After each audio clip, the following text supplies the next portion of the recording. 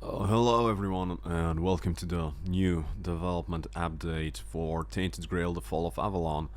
And yeah, it's our last update before the release of our new patch, which is coming by the end of May, I think around 27th.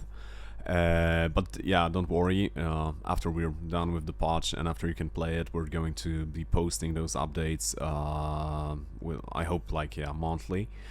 But essentially, I just wanted to give you a very quick update and just prepare you for what's coming in the patch, and just to tell you what you can expect, just to tell you what you can expect from the new patch. And it's going to be, let's say, a beta version of the new region, meaning that it won't be complete in various aspects of the game. And because we treat the concept of early access seriously, it will, not represent the final quality of the game, but will give us the opportunity and the possibility to hear your opinions, feedback, and impressions. Because there are a lot of things that we haven't done before happening in this region, in this new map. One of them is that, as I've said before, I think the entirely new approach to the game's terrain. We are going to feature a couple of new enemies, and so on and so forth. We've done a lot of changes to the game, including combat and yeah, pretty much we've touched upon pretty much everything, and. Yeah, we need to hear what you think about it. So the way that it works on our end is that we are constantly adding a lot of new stuff to the game. There are plenty of new ideas. Some of them are already in place or almost in place, such as like around, I don't know, 15 new magic weapons, 20 new magic armors, and entirely new skill trees, new spells, rebalanced difficulty, improved combat. There's plenty of stuff happening, and some other things will still need work. And since we decided that they aren't crucial to the experience, such as the glider that I've shown you a while ago, we decided to get rid of them for this patch. They will add them at a later date, but yeah, for now they were cut because they were not adding a lot to the experience. But in general, the plan for now is that after we are done with the third region, the Forlorn Swords, we're going to do a polishing pass across the entire game. So the quality of the game will be consistent thanks to that, because we'll be, utilizing the new ideas in the older regions and so on and so forth. And so we are not publishing certain changes to the first region right now. We will in the future. So when you boot up the game right now, there's not gonna be a lot of changes to the Horns of the South, except for some new enemies, new spells, obviously, and stuff like that. But the experience will be pretty similar to what you've already may have played. But when we release the full game, it is going to be different, because we are going to change the flow of for example, the flow of the entire first region storyline, allowing you for more open-ended gameplay, opening up the possibility of wrapping up the main quest of stealing Excalibur, without going through the quest line of the Horns of the South, the fortress, and so on and so forth. So when we are at it, we are not going to include the main storyline of Quanacht in this patch. It's we are going to include the first batch of side quests, new dungeons, and a taste of what's to come at a later date. But you will not be able to play the main storyline of the game. Yeah, we know it's not ideal, but we think it's the best decision for now.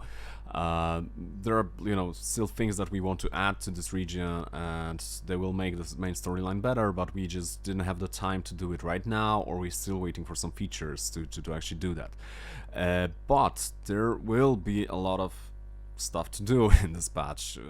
So for example, we think that we're going to add like around 10 or 15 new side quests and some other activities. Some of those side quests are going to be small, obviously, but some are going to be huge and yeah, rather big. So, for example, this one here is something we are pretty excited about. It's something that we have never done before. It's an open world dungeon, like a dungeon that is in the exterior, in the open world, not it's not a cave that you enter into, and it's a gigantic place in which you will easily get lost the first time you play through it, and it's it's a new concept for us. We were not sure if we were gonna be able to do that before, but right now we're pretty confident that we've actually done it. So obviously you're gonna see a couple of new enemies here. There's gonna be a lot of hidden secrets. Not every single place here is gonna be mandatory for exploration, and there are a lot of surprises waiting for you. Waiting for you to be found, and also that's just the beginning, right? The exterior part of the dungeon is just the beginning, because obviously there's gonna be another part, but I don't want to spoil too much. But anyway, this whole place is going to be, you're going to be able to explore it, and it's going to be a part of the main quest actually when we are done with the game. But I don't want to spoil too much about it, like I said, and I just want to leave the exploration up to you folks. It's gonna be, yeah, it's gonna be interesting and hopefully and rather hard. So yeah, we are at this moment of development when we are adding a lot of new stuff to the game. It's just, as you can see, the region I've shown you throughout this video, like the further end of the map. We are nearing the edge of the map, and it's pretty empty for now. But that's precisely what we are doing right now. We are refining enemy placements. We are adding some environmental details. And so on and so forth. So you can expect the game to be much, you know, we are always going for density instead of, you know, size of the map. So you can expect this region to be for now almost as dense as the Horns of the South, where stuff was happening constantly, right? So this is what we are focusing on for the last month of development of this patch, but it's not the, you know, it's not the end. It's not gonna be our last word. And those of you who've been with us since the beginning, they know you know how it looked like when we published the first version of the early access with Horns of the South, and what we've done with the game, what we've done with it a couple of months later when we pretty much designed it from scratch. So after your feedback and after listening to what you had to say about the game, so this is the beta version of Quanacht. This is going to be the beta version of Quanacht, and yeah, we couldn't wait to hear what you people have to say about it. Because yeah, we're pretty excited, because it's huge, and we are like confident that it's better in every single way than Horns of the South, and we can't wait to show it to you to you all. We can't wait to show it to you all, and honestly, we can't wait to get back to Horns of the South again, to you know, polish it even more, and to start working full time on the Forlorn Source, which is going to be, you know, the snowy region, the third region of the map,